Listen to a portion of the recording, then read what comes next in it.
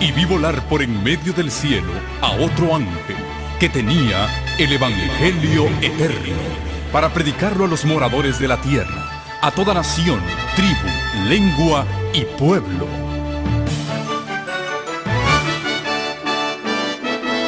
Con ustedes su programa cristiano con temas bíblicos de actualidad. Un programa que trae al mundo la verdad presente. Este es el Evangelio eterno.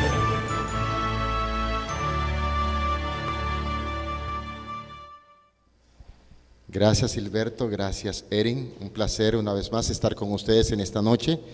Y quiero invitarles una vez más a que puedan tomar en sus manos su Biblia y que puedan abrirla conmigo en el libro del apóstol Pedro, en la segunda carta del apóstol Pedro. Allí vamos a empezar leyendo en esta noche nuestro primer pasaje. Y antes de leer este pasaje, quiero invitarles a que por favor una vez más podamos ir de rodillas para pedir la bendición y la dirección de Dios en el estudio de su palabra.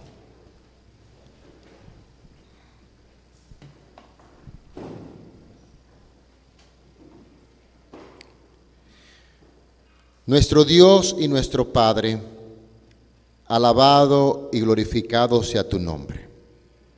Te damos gracias porque tu palabra es viva y eficaz y más penetrante que toda espada de dos filos. Queremos que tú que escribiste, tú que dictaste a los hombres tu palabra, puedas hablar a nuestras conciencias y a nuestros corazones en este momento. Que puedas darnos tu Santo Espíritu y que seamos llenos para comprender y entender tu palabra. En el nombre de nuestro Salvador Jesucristo te lo pedimos. Amén. Amén.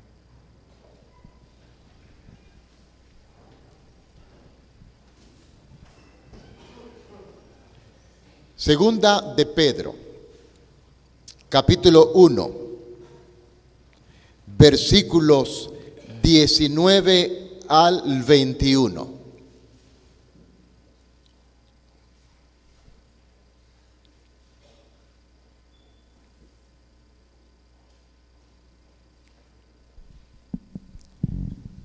¿Ya lo tenemos?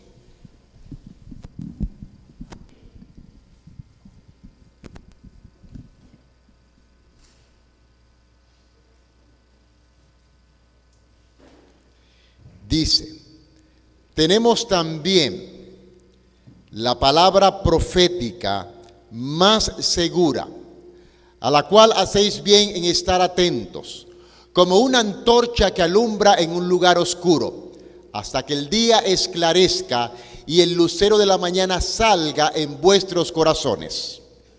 Entendiendo primero esto, que la profecía no es de interpretación privada, sino porque la profecía nunca fue traída por voluntad humana, mas los santos hombres de Dios hablaron siendo inspirados por el Espíritu Santo.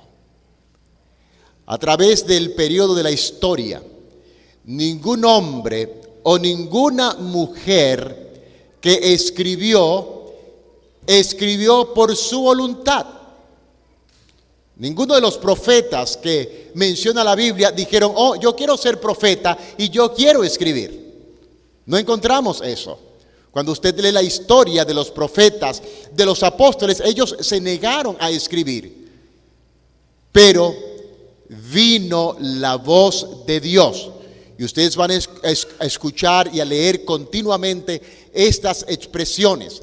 Por ejemplo, tenemos el caso del profeta Isaías. El profeta Isaías tuvo una visión, de acuerdo a lo que dice el libro del profeta Isaías. Y cuando tuvo esta visión, dice que el profeta cayó como rendido a los pies, diciendo, ay de mí que soy pecador, porque siendo pecador han visto mis ojos al Rey Jehová de los ejércitos. Isaías capítulo 6, versículo 5. Y dice que volvió hacia él uno de los serafines, teniendo en su mano un carbón encendido, tomado del altar con unas tenazas, y tocando con él sobre su boca, le dijo: he aquí que toco tus labios, y es quitada tu culpa, y limpio tu pecado.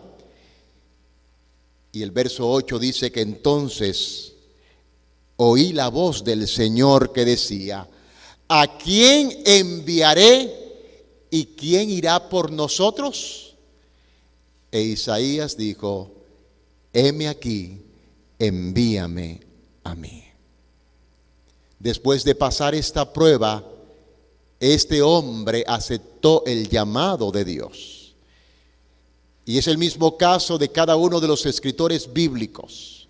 Fueron llamados en un momento especial de la historia. Pero algo interesante, hermanos, es que los profetas del Antiguo Testamento, como los profetas y apóstoles, su mensaje no fue creído ni aceptado por la gente de su época. Usted podrá leer los mensajes del profeta Jeremías, del profeta Isaías, del profeta Ezequiel. Tenían un mensaje para darle al pueblo, pero ese mensaje no era aceptado por el pueblo.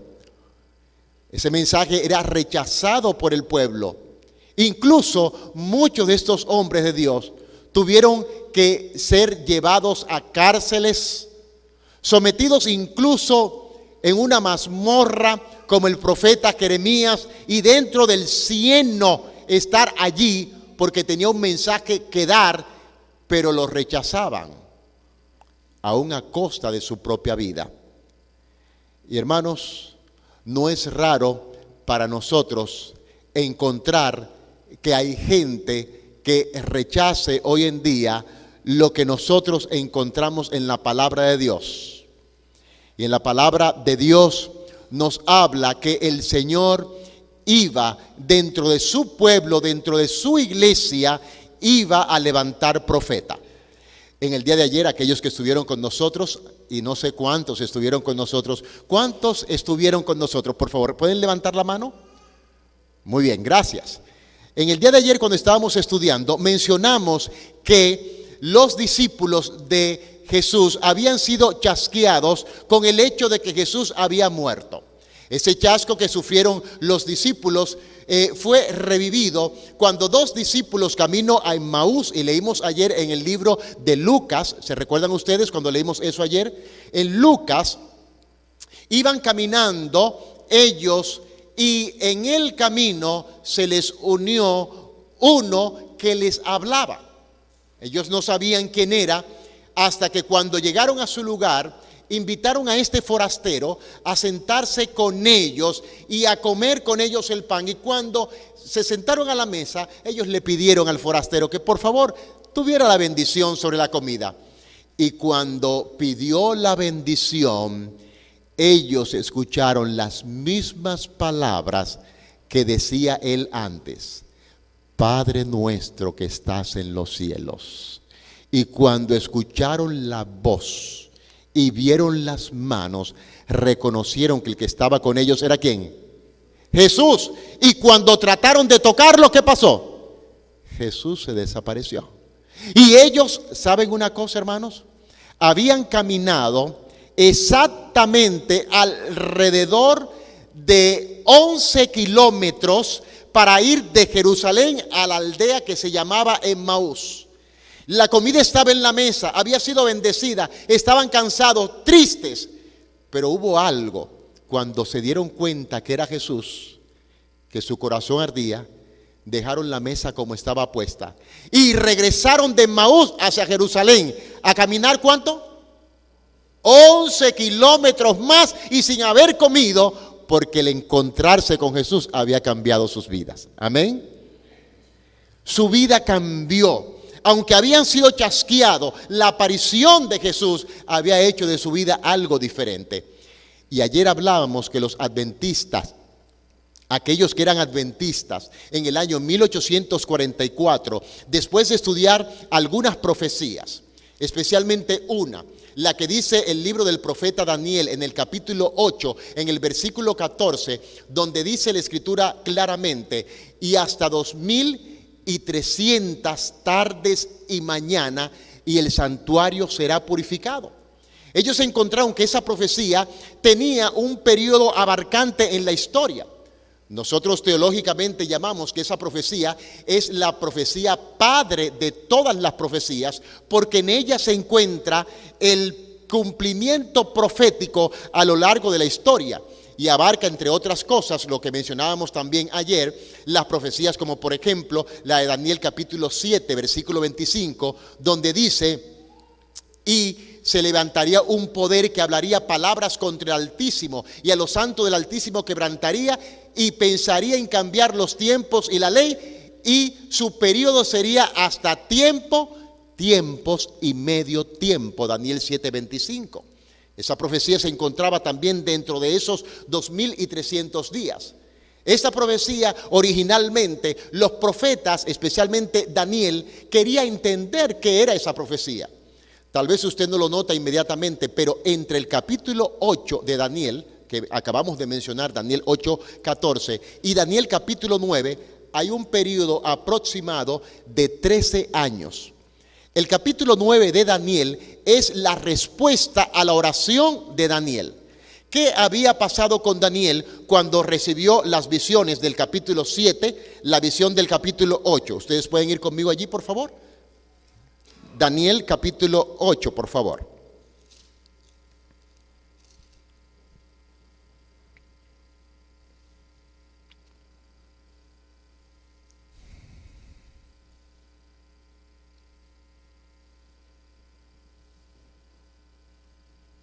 Daniel capítulo 8. Se le dijo a Daniel, versículo 17: vino luego cerca de donde yo estaba, y con su venida me asombré y me postré sobre mi rostro. Pero él me dijo: entiende, hijo de hombre, porque la visión es para el tiempo de ¿qué? Del fin. Verso 26 del mismo capítulo 8. La visión de las tardes y las mañanas que se ha referido es verdadera. Y tú guarda la visión, porque es para muchos días. Y yo, Daniel, quedé quebrantado y estuve enfermo algunos días, y cuando convalecí, atendí a los negocios del rey, pero estaba espantado a causa de la visión y no ¿qué? Y no le entendía. Daniel no entendía la visión. Por eso el Señor da la visión del capítulo número 9, y la visión del capítulo 9 es una visión y una revelación parcial de algunos eventos que Daniel no entendía. Había una parte que a Daniel lo había asombrado, era la profecía que hablaba de ¿qué cosa? De las tardes y las mañanas. En el capítulo 9, versículos 20 en adelante, dice que Daniel estaba aún orando, y su oración pues tiene los versículos, desde el versículo 3 hasta el versículo 19, es la oración de Daniel. Cuando él le decía en el verso 19: oye Señor, oh Señor, perdona. Presta oído, Señor, y hazlo. No tardes por amor de ti mismo, Dios mío, porque tu nombre es invocado sobre tu ciudad y sobre tu pueblo. Aún estaba hablando y orando y confesando mi pecado y el pecado de mi pueblo Israel, y derramaba mi ruego delante de Jehová mi Dios por el monte santo de mi Dios. Y aún estaba hablando en oración cuando el varón Gabriel, a quien había visto en la visión al principio volando con presteza, vino a mí como a la hora del sacrificio de la tarde, y me hizo entender y habló conmigo diciendo: Daniel, ahora he salido para darte sabiduría y entendimiento. Al principio de tus ruegos fue dada la orden, y yo he venido para enseñártela, porque tú eres muy amado. Entiende pues la orden y entiende la visión. Tal vez en esta noche no vamos a utilizar todo el tiempo para explicar la visión completa de los 2300 días, pero la visión era verdadera y esta visión abarcaba, decíamos ayer, hasta el año 1844. Pero esta visión empieza en el año 457 antes de Cristo. Empiezan los 2300 días o años. Para el cálculo profético, nosotros nos basamos en lo que dice la Escritura en el libro de Ezequiel. Si usted quiere buscar allí, puede anotarlo, lo que dice Ezequiel en el capítulo 4, en el versículo número 6. Ezequiel 4:6 dice claramente la palabra allí. Incluso podemos leer el verso 5. Yo te he dado los años de su maldad por el número de los días, 390 días, y así llevarás tú la maldad de la casa de Israel. Cumplidos estos, te acostarás sobre tu lado derecho, segunda vez, y llevarás la maldad de la casa de Judá 40 días. Día por, ¿qué cosa? Por año, día por año te lo he, ¿qué? Te lo he dado, el cálculo profético basado de día a año. Por eso 2300 tardes y mañanas son 2300 ¿qué? Días. Y esos días se traducen a ¿qué cosa? A años. Y de esa parte de esos años el Señor había determinado, según Daniel capítulo 9, que iban a haber 70 años para el pueblo de Israel. Esos 70 años empezaron en el año 457 y terminaron en el año 34. Terminaron los 70 años para el pueblo de Israel. Porque incluso Daniel 9 hablaba de que iba a haber una última semana. Esa última semana, que era el último periodo profético, una semana tiene ¿cuántos días? 7 días. Y si es profético, 7 días equivale a ¿cuántos años? A 7 años. A la mitad de la semana, 3 años y medio, se le quitaría la vida al Mesías. Daniel 9, ustedes pueden leer a partir del versículo 24, allí están los detalles. Y esto indicaba que cuando Jesús murió, moriría a la mitad de la semana. Jesús murió en el año 31, históricamente hablando, y el periodo de gracia de los judíos terminó en el año 34. El año 34 es cuando muere el primer mártir cristiano, que fue uno de los 7 apóstoles ungidos en el libro de Hechos, en el capítulo 6, que se llamaba Esteban. Esteban murió, de acuerdo a lo que relata el capítulo 7 de Hechos de los Apóstoles, murió y pronunció las mismas palabras que Jesús había pronunciado en la cruz del Calvario cuando estaba allí agonizando, que dijo: Padre, no les culpe de este ¿qué? Pecado. Y las mismas palabras dijo Esteban el día que murió en el año 34. El otro periodo profético usted puede dividirlo, si tenemos, hay varias maneras de calcularlo. Si tenemos hasta el año 34, ¿cuántos años faltarían para completar los 2300 días? ¿Hasta qué año nos llevaría? Una matemática sencilla, usted suma 2300 menos los 34 le da 1810. 1810 más 34 lo lleva a 1844. Por lo tanto, la profecía debía terminar en el año 1844. Los estudiantes de la Biblia habían hecho un estudio a partir del año 1831. A partir de ese año empezó un movimiento en los Estados Unidos que se llamó el movimiento Millerita.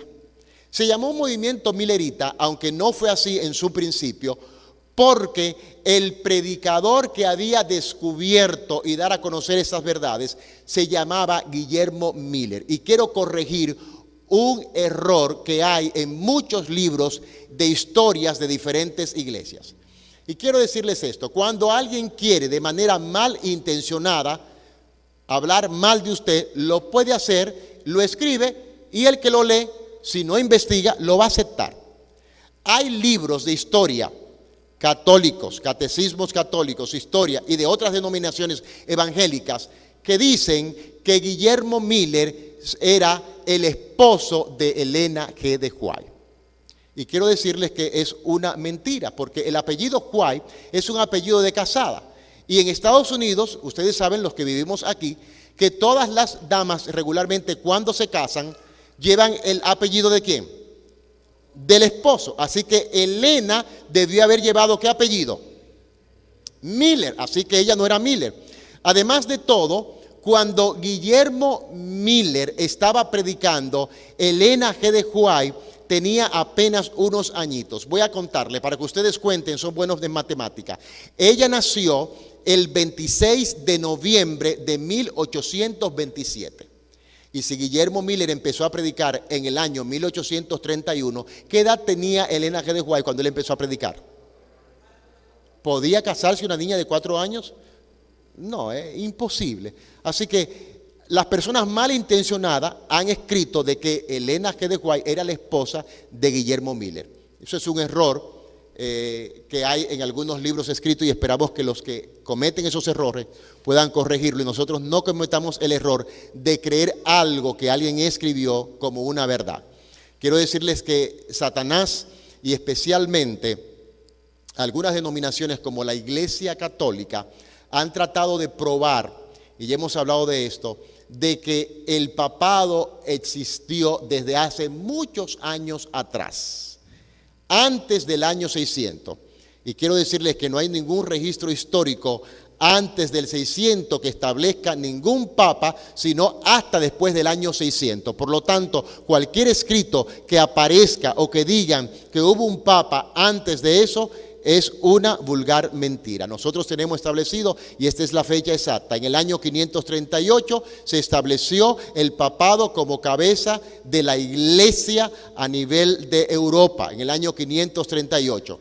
Y a partir de allí nosotros contamos el periodo profético que ya también mencionamos en estas reuniones, que está en el libro de Apocalipsis, en el capítulo 13, en el versículo 2 y 3 de Apocalipsis 13, que habla de una bestia que surgiría y que dominaría sobre la tierra. Y su periodo de dominación sería 1260 años.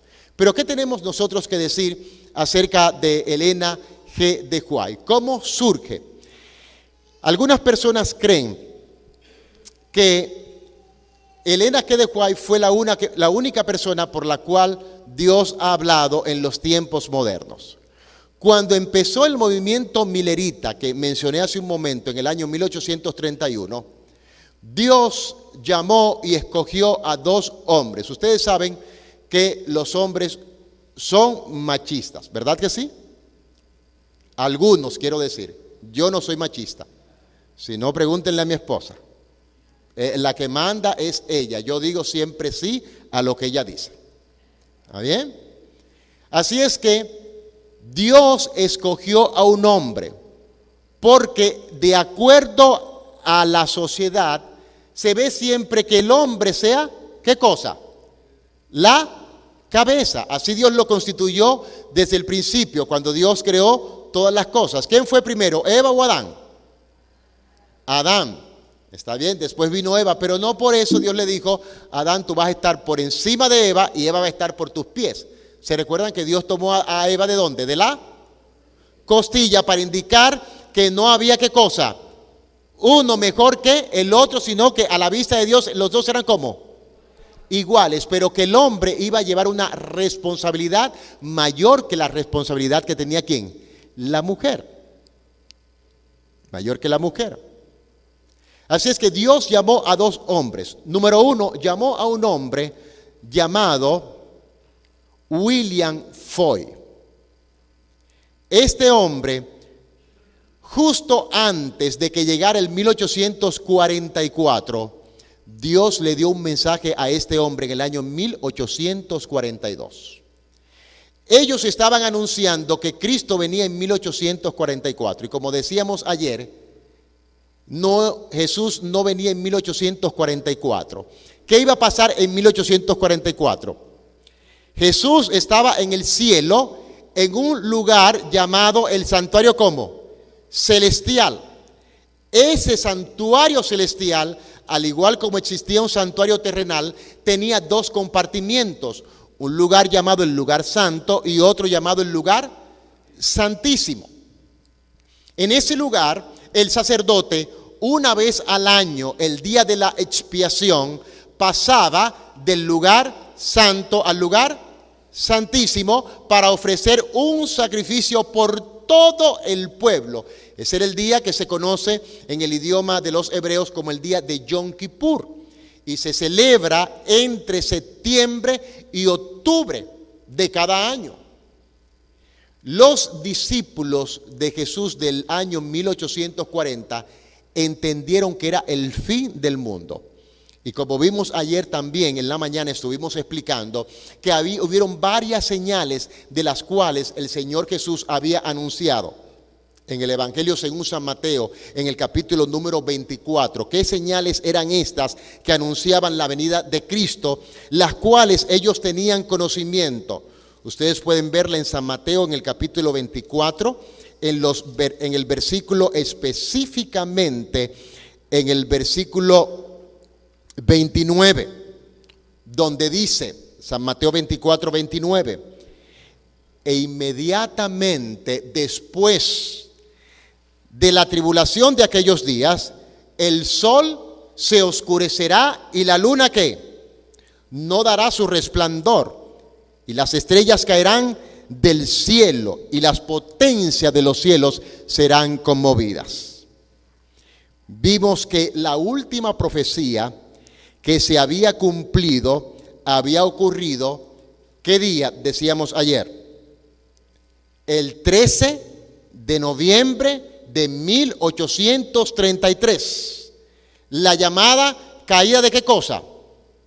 De las estrellas. Y quiero decirles un dato interesante, no fue una estrellita que cayó por aquí o por allá, fueron 6 horas de lluvias de estrellas.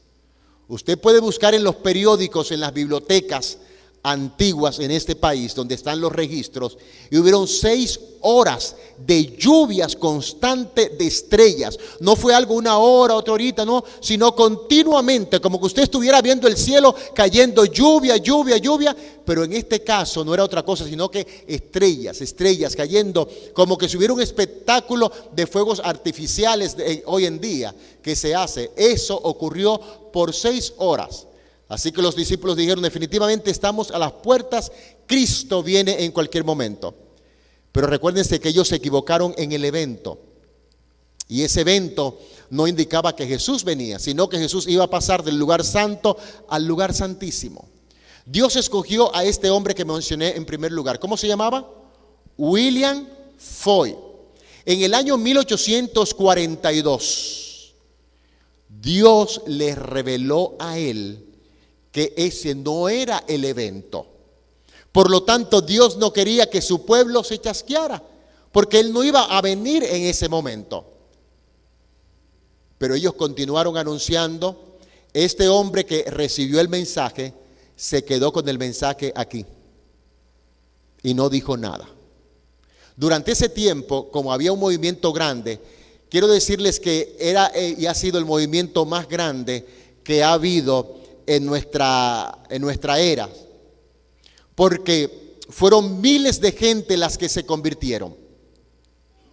Y aquí en Estados Unidos había miles de personas que aceptaban a Cristo, que dejaban el mundo, que dejaban a sus propiedades, que dejaban trabajo y que entregaban todo a los pies de Jesús. Entre esta gente estaba la familia de Elena. Elena apenas era una jovencita cuando ella escuchó el mensaje predicado por Guillermo Miller y aceptó. Ella había nacido y se había criado en la iglesia metodista. Su familia era metodista, su padre, su madre, ambos eran metodistas, los esposos Harmon. Y ellos habían aceptado este mensaje de la venida de Jesús. El hermano William Foy no dijo nada. Dios escogió a otro hombre que se llamaba Hazen Foss. Y justo en el año 1844, antes de que llegara el 22 de octubre, Dios le dijo a Hackenfoss que diera un mensaje a su pueblo y que le dijera que Jesús no venía. Y Hackenfoss hizo lo mismo que hizo William. ¿Qué hizo? Se calló y no dijo nada. Y hermanos, cosa horrenda y terrible es escuchar la voz de Dios, que Dios le dé un mensaje y que usted no dé el mensaje que Dios le ha dado. Dios escogió a dos hombres y esos dos hombres rechazaron dar el mensaje que Dios le había dado. Llegó el día 22 de octubre y hay muchos eventos que marcan esta fecha, porque todos aquellos que habían estado listos para esperar el regreso de Jesús estuvieron listos, se fueron a la montaña. Y en diferentes lugares aquí de los Estados Unidos, en la costa este y oeste del país, estaban esperando que Cristo iba a venir el 22 de octubre. Para aquellos que esperaban a Jesús, lo esperaban como dice el Evangelio según San Mateo, en el capítulo 25. San Mateo 25 habla de 10 vírgenes que tardándose el esposo, cabecearon todas y ¿qué? Y se durmieron. Pero a la medianoche se oyó un grito que decía: he aquí el esposo viene, salid a recibirle. Así que todos ellos se prepararon para recibir a Cristo. ¿Cuándo? A la medianoche. A la medianoche. Y esa medianoche todo el mundo estaba listo, vestido de blanco, preciosos, esperando que Jesús venía, incluyendo Elena y su familia. Y pasaron las horas, pasó la medianoche, pasó la 1, las 2, las 3, las 4, las 5 de la mañana y empezó a despuntar el alba. ¿Y Jesús qué? Jesús no venía y Jesús no vino. Y al amanecer todos empezaron a llorar. ¿Por qué Jesús no había venido? ¿Qué había pasado? La pregunta, ¿qué había pasado? ¿Por qué Jesús no vino? ¿Qué pasó? Todo el mundo se fue donde pudo ese día, pero hubo un grupo de hombres y mujeres que aunque estaban tristes y llorando, se fueron a orar. Y hermanos, las mejores respuestas que podemos recibir del cielo es cuando oramos. Ese día hubieron dos hombres que estaban en un granero. Uno se llamaba Hiram Edson y el otro se apellidaba Crozier. Ambos iban atravesando, porque en octubre aquí en los Estados Unidos se acostumbra a tener la cosecha del maíz. Y atravesando por un campo de maíz, ambos, de repente, Hiram Edson ve que se abre el cielo. Y cuando el cielo se abre, ve el santuario que hay en el cielo. Y en ese santuario ve a un sacerdote cruzando de un lugar a otro. Y hermanos, así como Jesús se le presentó a los dos discípulos camino a Emmaús, aquel 22 de octubre, después de este chasco que vieron que Jesús no vino, se le presentó a dos hombres también. Y su corazón se llenó de gozo y de alegría al ver que algo estaba pasando en los cielos, que algo había ocurrido. ¿Qué había ocurrido? Jesús no había venido porque simplemente en el cielo se estaba llevando a efecto una ceremonia. Jesús pasaba del lugar santo al lugar santísimo. Hay un texto en la Biblia, en el libro del profeta Amós, y yo quiero que ustedes vayan allí conmigo. Amós en el capítulo número 3, en el versículo número 7. Amós capítulo 3, versículo 7. dice allí el profeta, porque no hará nada Jehová el Señor sin que revele sus secretos, su secreto a sus siervos los profetas. ¿No hará nada qué? El Señor sin que revele ¿qué cosa? Su secreto a sus siervos los profetas. ¿Le reveló Dios sus secretos a Daniel? ¿Sí o no? ¿Se los reveló?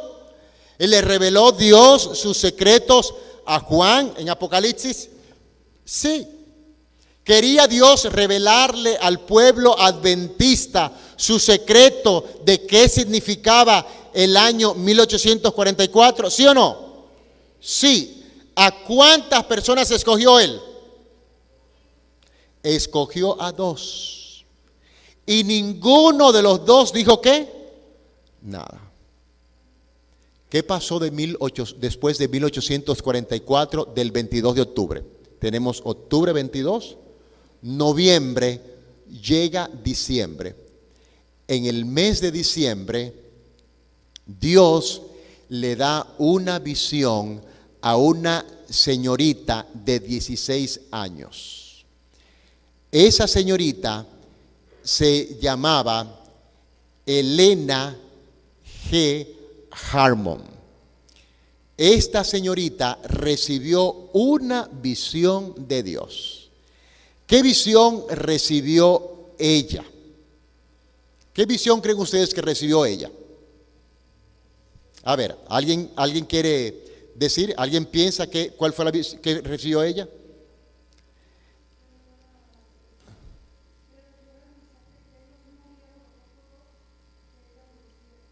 La visión que habían recibido estos 2 hombres, la recibió ella, para que se lo diera a la gente. Dios no hizo algo diferente, sino que lo que otros no quisieron hacerlo, ¿se lo dio a quién? A ella. ¿Y saben cuál es el mayor testimonio? Que estos 2 hombres, después que Dios le dio la visión a ella, quisieron hablar lo que Dios le había dado a ella. ¿Y sabe qué pasó con estos hombres? Cuando reunieron a la gente para querer decirle lo que Dios le había revelado, por eso había pasado el 22 de octubre y Jesús no vino, cuando se paraban frente al público, no recordaban nada. No recordaban nada. El Señor me habló, decían, el Señor me dijo. Sí, ¿y qué te dijo? Se me olvidó y salían por la puerta corriendo, llenos de vergüenza. Pero en una reunión donde Elena G. de White estaba dando su visión, uno de esos hombres estaba sentado y le dijo a ella, esto que Dios le ha dado, Dios me lo había dado a mí. No haga como yo hice, no sea rebelde, siga predicando, siga diciendo lo que Dios le dice. Porque si no, le puede pasar lo que a mí me ha pasado. Ahora yo soy un hombre perdido, completamente perdido. Y hermanos, esta jovencita de 16 años, Elena G. Harmon, empezó a relatar lo que Dios había dicho. Nosotros tenemos aquí, y yo tengo conmigo un libro que se llama Primeros Escritos. Este libro nosotros lo vendemos allá afuera. La hermana Lucía de nuestro ministerio tiene este libro. Aquí está en la página número 13 su primera visión. Por asuntos de tiempo no voy a leer todo lo que dice allí. Les voy a resumir cuál fue la visión que ella tuvo, pero usted puede leerla con lujo de detalle. Ella tiene allí afuera el libro. ¿Qué vio ella? Se le presentó una visión del pueblo de Dios caminando hacia la santa ciudad, la Nueva Jerusalén. Y mientras el Señor le mostraba eso, el camino que conducía hacia la santa ciudad era un camino ancho que se iba estrechando, y a medida que se iba estrechando, la gente iba subiendo, pero mucha de la gente que iba subiendo, algunos iban cayendo, porque a ambos lados del camino había un precipicio, y unos se caían a un lado y otros a otro lado, pero todos aquellos que mantenían su vista fija en algo que había al fondo. ¿Qué había al fondo? Ella dice en su visión: al fondo estaba Cristo. Y todos los que mantenían su vista en Cristo seguían caminando hasta llegar y entrar en la ciudad. Dice el libro de Hebreos, en el capítulo 12, en el versículo número 2, dice el apóstol Pablo: puesto los ojos en Jesús, el autor y consumador de la fe. El secreto del éxito en la vida cristiana es mantener nuestra vista puesta en Cristo Jesús. Mucha gente llega a la iglesia, se separa de la iglesia. ¿Pero por qué se separa? Porque en su camino empieza a mirar al hermano, a la hermana, al otro. Y hermanos, tenemos defectos que Jesús quiere ir corrigiendo. Solamente Jesús puede corregir nuestros defectos. Yo no puedo corregirlos a ustedes, ni ustedes a mí, pero Cristo puede corregirnos a todos. Y el único que nos salva es ¿quién? Es Cristo Jesús. Y hay que mantener la vista ¿en quién? En Él, la vista en Él. La Biblia habla que el Señor no dejará a su pueblo sin profeta. Y justo el pueblo de Dios que va a existir en el último tiempo debe tener profeta. Miren lo que dice la Escritura en el libro de Proverbios, el sabio Salomón en el libro de Proverbios. Proverbios en el capítulo número 29. Proverbios 29, versículo 18. Dice allí: sin profecía el pueblo que se desenfrena, mas el que guarda la ley es bienaventurado. Otro consejo que da la palabra de Dios en el libro de Segunda de Crónicas, capítulo 20. Segunda de Crónicas, capítulo 20, versículo 20. Otra cita interesante. Dice allí: y cuando se levantaron por la mañana, salieron al desierto de Tecoa. Y mientras ellos salían, Josafat, estando en pie, dijo: oídme, Judá y moradores de Jerusalén, creed en Jehová vuestro Dios y estaréis seguros. Creed a sus profetas y seréis como prosperado. ¿Debe tener el pueblo de Dios profeta? A través de la historia, el verdadero pueblo de Dios ha tenido siempre, ¿qué cosa? Profetas. No fue una excepción en el Antiguo Testamento, no fue una excepción en la iglesia apostólica y cristiana. Y quiero demostrarles a ustedes con la Biblia en la mano todo lo que dice acerca de esto. Vamos a ver lo que dice. Vamos a leer algunos textos. Ustedes pueden leer conmigo acerca de ello.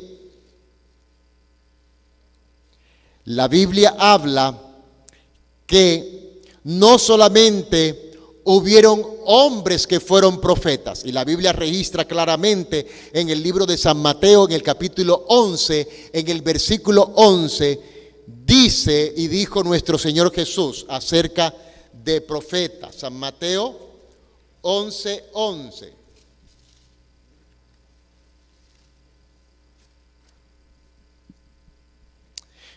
San Mateo 11:11.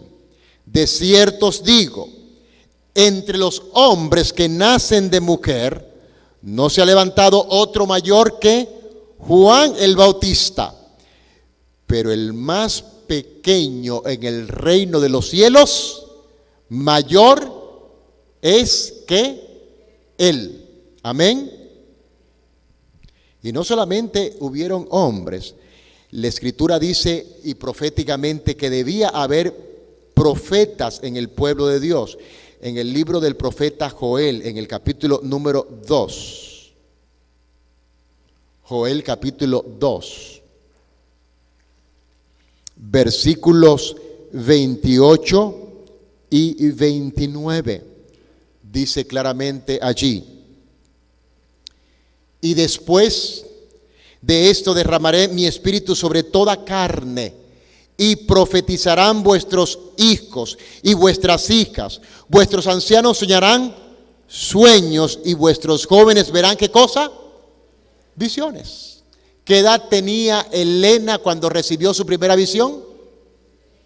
¿Se cumple la Escritura con ella, sí o no? Se cumple.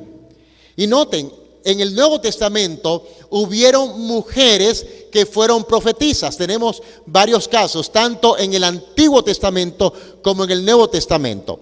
Voy a darles algunos casos. Por ejemplo, en el Nuevo Testamento, en el libro de Lucas, en el capítulo 2, los versículos 36 al 38, habla de una mujer profetisa.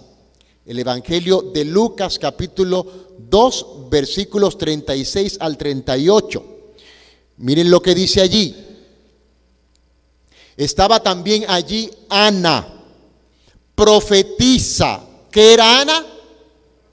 Profetisa, hija de Fanuel, de la tribu de Aser, de edad muy avanzada, pues había vivido con su marido 7 años desde su virginidad y era viuda, hacía 84 años, y no se apartaba del templo sirviendo de noche y de día con ayunos y oraciones.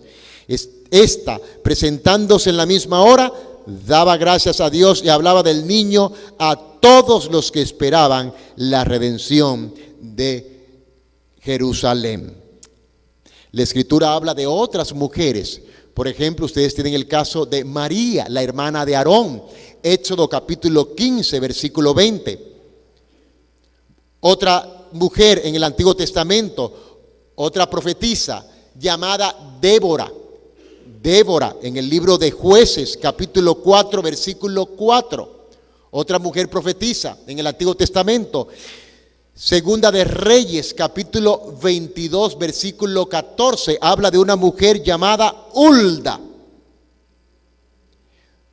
Y uno de los casos de mayor mención en el Nuevo Testamento no es de una sola mujer, en el libro de Hechos, en el capítulo 21.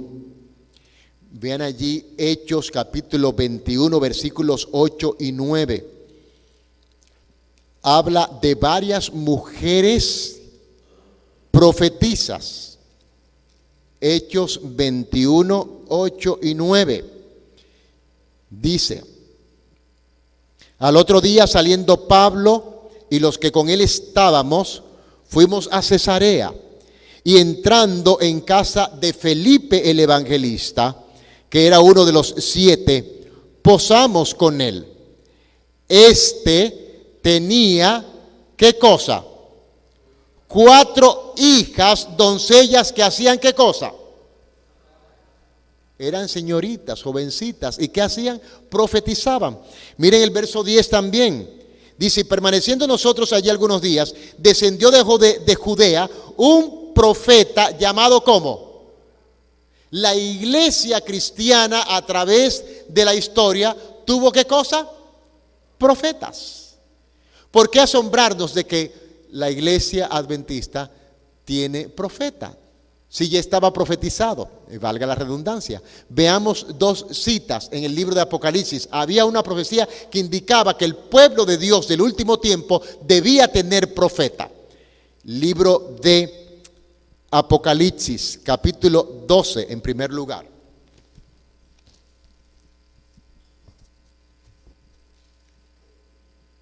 Apocalipsis, capítulo 12. Verso 14 en adelante. Apocalipsis 12, 14 en adelante. Dice: y se le dieron a la mujer las dos alas de la gran águila para que volase delante de la serpiente al desierto, a su lugar donde es sustentada por un tiempo y tiempos y la mitad de un tiempo. Y la serpiente arrojó de su boca tras la mujer agua como un río para que fuese arrastrada por el río. Pero la tierra ayudó a la mujer, pues la tierra abrió su boca y tragó el río que el dragón había echado de su boca. Verso 17, entonces el dragón se llenó de ira contra la mujer y se fue a hacer guerra contra el resto de la descendencia de ella, los que guardan los mandamientos ¿de quién? De Dios, y tienen el testimonio ¿de quién? De Jesucristo. Dos características muy importantes. ¿Guardan los mandamientos de quién? Y quiero decir claramente, hermanos, guardan 10 mandamientos, no 9. Y no cambian ningún mandamiento. Y no obedecen mandamientos de hombres, sino los mandamientos que Dios escribió con su propio dedo. ¿Y cuál es el testimonio de Jesucristo? Apocalipsis 19:10. Veámoslo allí claramente. Apocalipsis 19:10.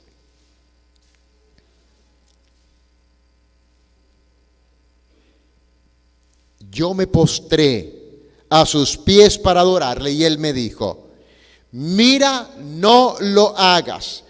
Yo soy consiervo tuyo y de tus hermanos que retienen ¿qué cosa? Retienen el testimonio de Jesús. Adora a Dios, porque el testimonio de Jesús es ¿qué cosa? El espíritu de la profecía. Veamos otro texto más. Primera de Tesalonicenses, capítulo 5, versos 21 y 22. Y hemos leído varias veces durante estos días el libro de Tesalonicenses y vamos a seguir leyéndolo durante estas reuniones. Primera Tesalonicenses, capítulo 5, versos 20 y 21. Dice: no menospreciéis ¿qué cosa? Las profecías.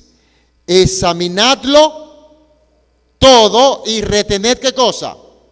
Lo bueno. ¿Será bueno lo que nos dicen los escritos de Elena G. de White, los libritos rojos? ¿Será bueno? Es bueno. Hay muchas cosas buenas.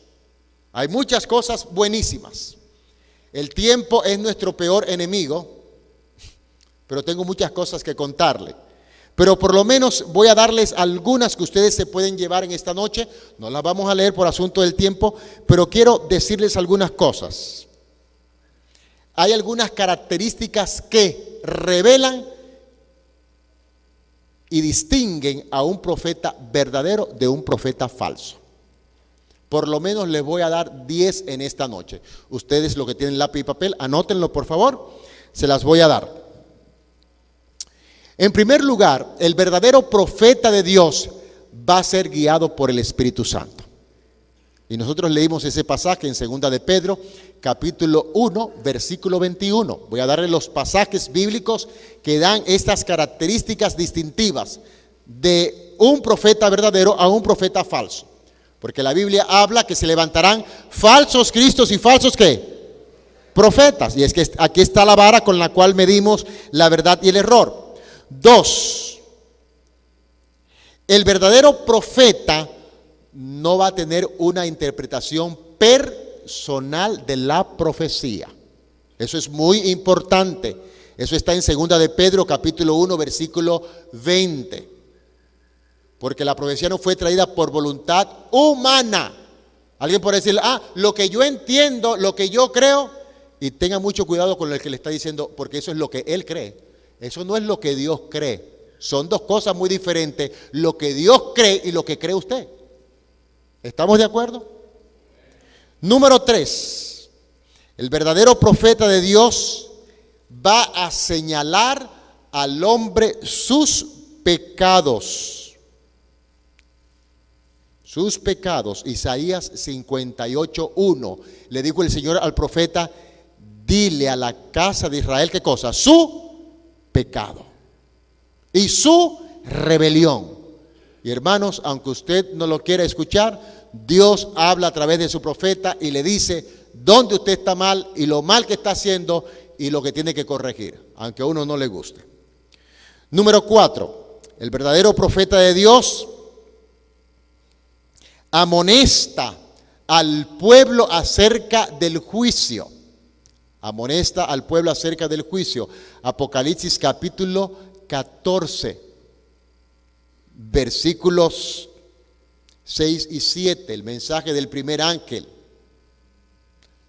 Porque la hora de su juicio ha llegado. Número 5, el verdadero profeta de Dios edifica y exhorta en asuntos religiosos. El verdadero profeta de Dios edifica y exhorta en asuntos religiosos. Primera de Corintios capítulo 14, versículo número 3. Usted puede leerlo allí. Número 6, el verdadero profeta de Dios reconoce la encarnación de Cristo. Y es aquí donde hay muchos falsos profetas. Hay religiones que tienen profetas. Y les puedo mencionar, y si ustedes quieren saber algunos, los hay, pero ellos no reconocen la encarnación de Cristo. Podemos leer allí Primera de San Juan, capítulo 4, versículos del 1 al 3. Claramente lo dice allí. Primera de Juan 4, 1 al 3 dice: amados, no creáis a todo espíritu, sino probad los espíritus si son de Dios, porque muchos falsos profetas han salido por el mundo. En esto conoced el Espíritu de Dios. Todo espíritu que confiesa que Jesucristo ha venido en carne es de Dios. Y todo espíritu que no confiesa que Jesucristo ha venido en carne no es de Dios. Y este es el espíritu del anticristo, el cual vosotros habéis oído, que viene y que ahora ya está en el mundo. Número 7. El verdadero profeta de Dios trabaja y vive en armonía con la palabra de Dios. San Mateo capítulo 7. El verdadero profeta de Dios, eso es lo que hace.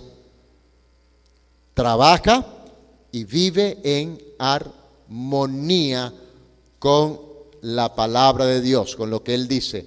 San Mateo 7, 15 al 20. Dice: guardaos de los falsos profetas que vienen a vosotros con vestidos de ovejas, pero por dentro son lobos rapaces. Por sus frutos los conoceréis.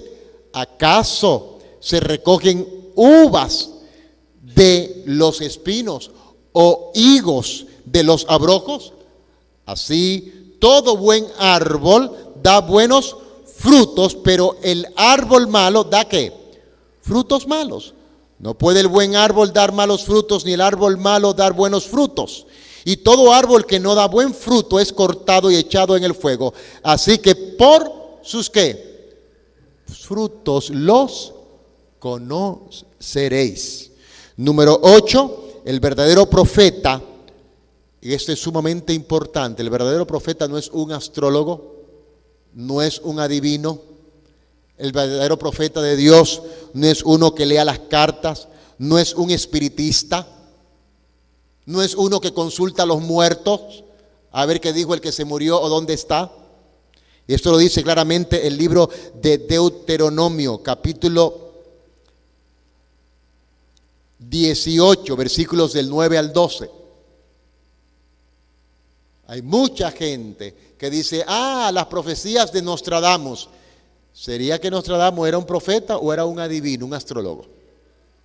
Deuteronomio 18, 9 al 12. Deuteronomio 18, 9 al 12. Número 9. El verdadero profeta de Dios conduce a la gente a la obediencia de la palabra de Dios. Como dice allí en Deuteronomio capítulo 13, versículos del 1 al 4. El verdadero profeta de Dios conduce a la gente a Dios. Y número 10, cuando un profeta habla y dice una profecía, lo que él ha dicho, ¿saben qué pasa? Se cumple. Lo que el profeta dice que pasa, se cumple. Miren cómo lo dice el profeta Jeremías, Jeremías 28, 8 y 9. Este va a ser mi último texto en esta noche. Jeremías 28, 8 y 9. Dice el profeta Jeremías 28, 8 y 9. El 9, el verdadero profeta de Dios conduce a la gente a la obediencia de la palabra. Deuteronomio capítulo 13, versículos del 1 al 4. Dice Jeremías 28, 8 y 9. Los profetas que fueron antes de mí y antes de ti en tiempos pasados profetizaron guerra, aflicción y pestilencia contra muchas tierras y contra grandes reinos. El profeta que profetiza de paz, cuando se cumplan las palabras del profeta, será conocido como el profeta que Jehová en verdad, ¿qué hizo? Envió. Hay otro libro que tenemos allí afuera de Elena G. de White, que se llama Evento de los Últimos Días. Aquí hay algunas de las profecías que ella habló y que se han cumplido. Voy a leerles una solamente, de las más recientes. En la página 115. Les voy a leer esa profecía que ella habló y que se cumplió. Página 115 del libro Evento de los Últimos Días. Si usted no lo tiene y lo quiere llevar, afuera la hermana Lucía lo tiene. Escuchen lo que dice. La ciudad de Nueva York. Dios no ha ejecutado su ira sin misericordia. Todavía se extiende su mano. Debe darse su mensaje en el gran Nueva York. La gente debe ver cómo Dios, por un toque de su mano, puede destruir las propiedades que se han reunido para enfrentarse en el último gran día. No tengo luz en particular respecto a lo que viene sobre Nueva York. Solo sé, y escuchen esto, ella escribió esto el 5 de julio de 1906.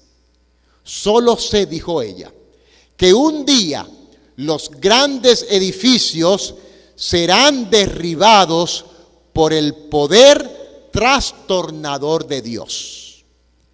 La muerte llegará a todas partes. Esta es la razón por la cual me siento tan ansiosa de que nuestras ciudades sean amonestadas. Y dice ella, en una visión, estando en Nueva York en cierta ocasión, se me hizo contemplar una noche los edificios que piso tras piso se elevaban hasta el cielo. Esos inmuebles que eran la gloria de sus propietarios y constructores eran garantizados incombustibles, que no se podían quemar. La gente, la siguiente escena que pasó delante de mí fue una alarma de incendio. Los hombres miraban a esos altos edificios reputados incombustibles y decían, están perfectamente seguros. Pero estos edificios fueron consumidos como la pez. Las bombas contra incendio no pudieron impedir su destrucción. Los bomberos no podían hacer funcionar sus máquinas. ¿Qué nos recuerda esto? El 9/11. El 9/11. ¿Pudieron hacer algo los bomberos de Nueva York? Pudieron hacer algo, todo lo que tenía del sistema de seguridad para detener la destrucción del edificio. ¿Cómo lo vimos que cayó en ese día? Todo el edificio. No pasó días. Se cumplió lo que dijo Elena G. de White. Hermanos, y hay muchas otras cosas que se van a cumplir que el Señor habló a través de ella. Yo quiero en esta noche que todos los que están aquí presentes puedan llevar un librito que se llama El Camino a Cristo. Quiero saber quién no tiene este libro aquí en esta noche. Ok, los que no tienen este libro, ¿quieren ponerse en pie, por favor? Muy bien, tenemos por aquí unas cajas. No sé dónde están los amigos diáconos con las cajas de libros. Todos los que están de pie, por favor, quédense en pie. Vamos a regalarle un librito a todos los que están de pie de este libro, El Camino a Cristo. Quiero decirles que este libro, El Camino a Cristo, es el libro más traducido en el mundo entero después de la Biblia. Y el más distribuido después de la Biblia. Y este libro fue escrito por Elena G. de White. Es el mejor libro que habla para conducir a cualquier persona de camino a Cristo. No importa si se apartó o se retiró, Cristo está allí. Todo el que quiera un libro puede levantar su mano. Le vamos a regalar a todo el que quiera. Tenemos libros suficientes. Todo el que guste le vamos a regalar un libro de este. Ella escribió ese libro, ese maravilloso libro que se llama El Camino a Cristo y que puede ser suyo y que es suyo en esta noche. Léalos. Tiene unos capítulos maravillosos, interesantes. Creemos firmemente que Dios utilizó a esta mujer en los años de su ministerio. En los años de su ministerio. Y creemos que Dios continúa hablando a pesar de que ella murió. Elena G. de White murió el 16 de julio del año 1915 a la edad de 87 años. Murió ella. Pero murió con una vida consecuente, honesta, justa, buena y fiel. Yo pregunto en esta noche, ¿cuántos de los que están aquí presentes creen en los escritos de Elena G. de White como profeta de Dios? Quisieran ponerse en pie esos que creen, que han entendido en esta noche con la palabra de Dios que Dios llamó a esta mujer, como llamó a los profetas del Antiguo Testamento, como llamó a los profetas del Nuevo Testamento, también está llamando hoy. Nosotros creemos firmemente que este pueblo, el pueblo de Dios del último tiempo, tendrá profeta. Y Dios ha dejado a través de estos escritos su palabra en la cual nosotros podemos creer. Queremos invitar a aquellos que gusten. En la parte de afuera tenemos suficiente material para regalar, todo el que usted quiera. Tenemos invitaciones para los demás días de la campaña. Mañana estará con nosotros el pastor Gambetta y usted puede llevar todo el material que está afuera, que es completamente gratis, lo va a poder llevar. Y si usted quiere participar del seminario de salud que vamos a tener en el rancho allá en México, por favor afuera puede inscribirse con la hermana Lucía. Quiero invitarles por favor a que en este momento podamos cantar juntos este himno de esperanza y de gozo, el himno 199. Oh, cantádmelas otra vez, bellas palabras de vida. Quiero invitarles a que juntos cantemos este precioso himno y que podamos mantener nuestra esperanza de que la palabra de Dios sigue siendo su palabra y la tenemos en nuestra mano. Amén.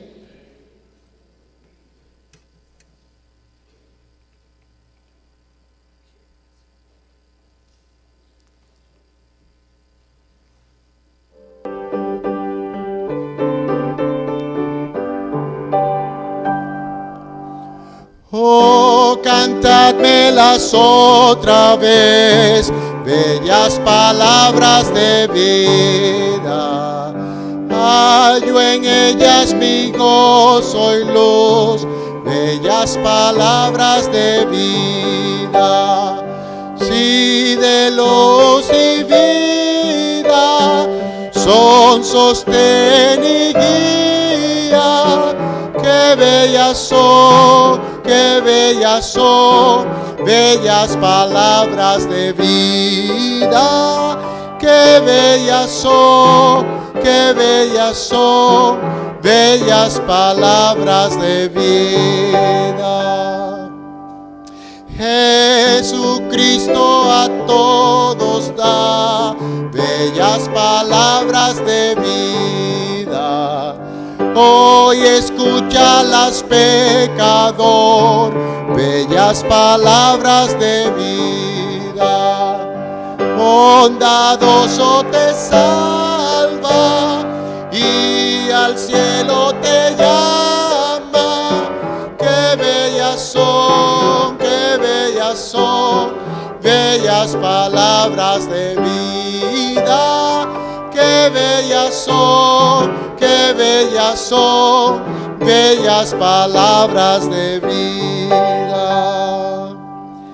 Rato el cántico sonará, bellas palabras de vida.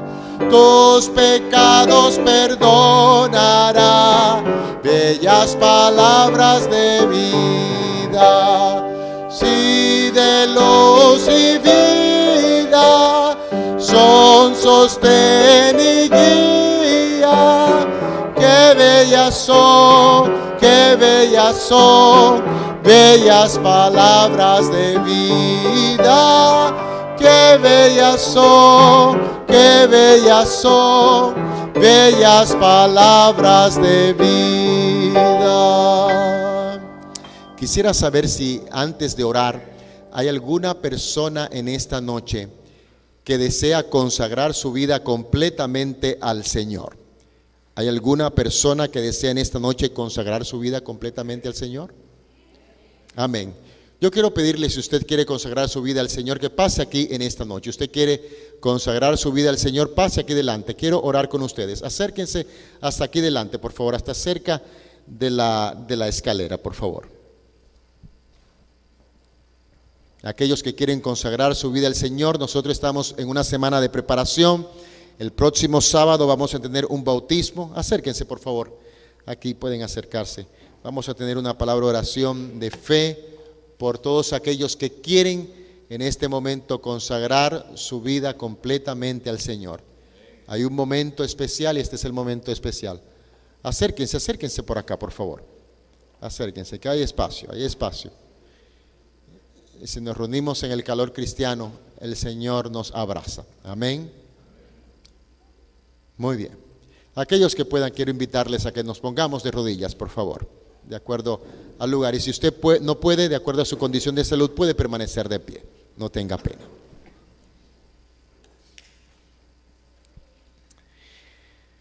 Nuestro Dios y Padre, alabado y glorificado sea tu nombre. Te damos gracias por tu palabra, porque sigue siendo la verdad. Te damos gracias porque ella hace arder nuestros corazones. Te damos gracias porque tú nos llamaste de las tinieblas a tu luz admirable. Y aquí estamos como pueblo tuyo para entregar y rendir nuestras vidas completamente a ti. Aquí estamos para reconsagrar nuestra vida, nuestros votos, la decisión que hemos tomado de dejar al mundo y seguir a Cristo. No queremos volver atrás. No queremos regresar de donde tú nos sacaste. Ya estamos en la luz y nos pides que andemos en luz como tú eres la luz. Queremos que esa luz llene nuestros corazones, llene nuestra mente para que tengamos pensamientos claros y que la decisión que hacemos en este día de consagrarnos a ti porque somos tu pueblo, somos tus hijos, de que no vamos a hacer nada, ninguna otra cosa que no sea hacer tu voluntad. Aquí hemos pasado porque sentimos una necesidad y solamente tú la puedes suplir. Y nosotros queremos decir esas mismas palabras que dijo el apóstol Pablo: ya no vivo yo, mas Cristo vive en mí. Queremos seguir mirándote a ti, nuestros ojos puestos en ti, en este camino que conduce a la ciudad celestial. Queremos que vengas muy pronto y que podamos dejar este mundo de oscuridad y de tinieblas para vivir en la luz eterna que tendremos en tu trono en el reino celestial. Señor, pero ayúdanos a reflejar esa luz ante el mundo que nos rodea aquí. Que otros vean la luz que ya tú nos has dado. Que otros conozcan esta luz, la luz de tu palabra. Que hay un pueblo que guarda tus mandamientos y que todavía tiene el testimonio de Jesucristo.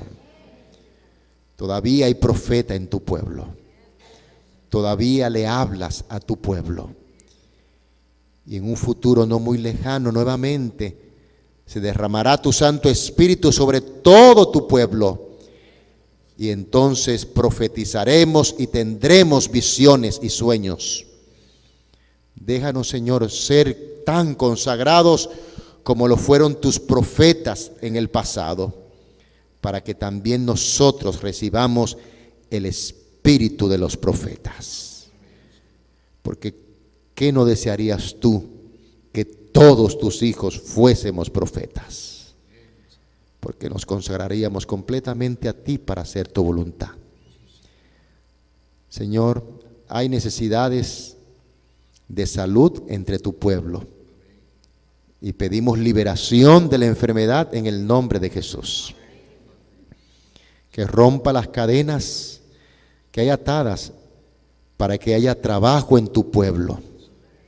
Que tus hijos puedan tener un lugar donde representarte y donde recibir su sustento y abrigo.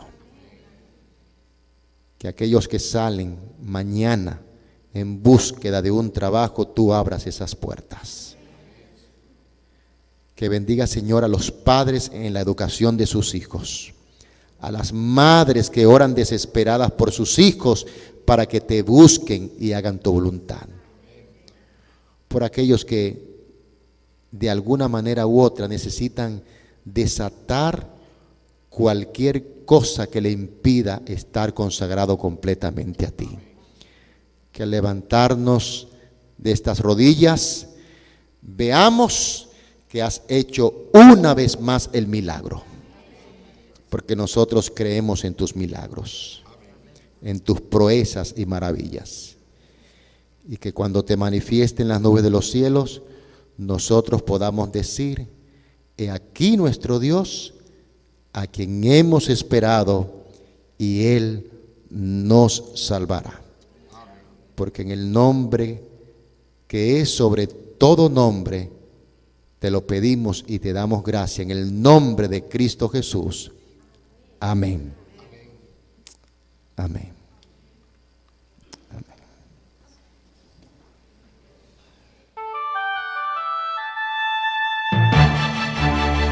Este fue el Evangelio Eterno, su programa cristiano de actualidad bíblica, trayendo al mundo la verdad presente. Y vi volar por en medio del cielo a otro ángel que tenía el Evangelio Eterno, para predicarlo a los moradores de la tierra, a toda nación, tribu, lengua y pueblo.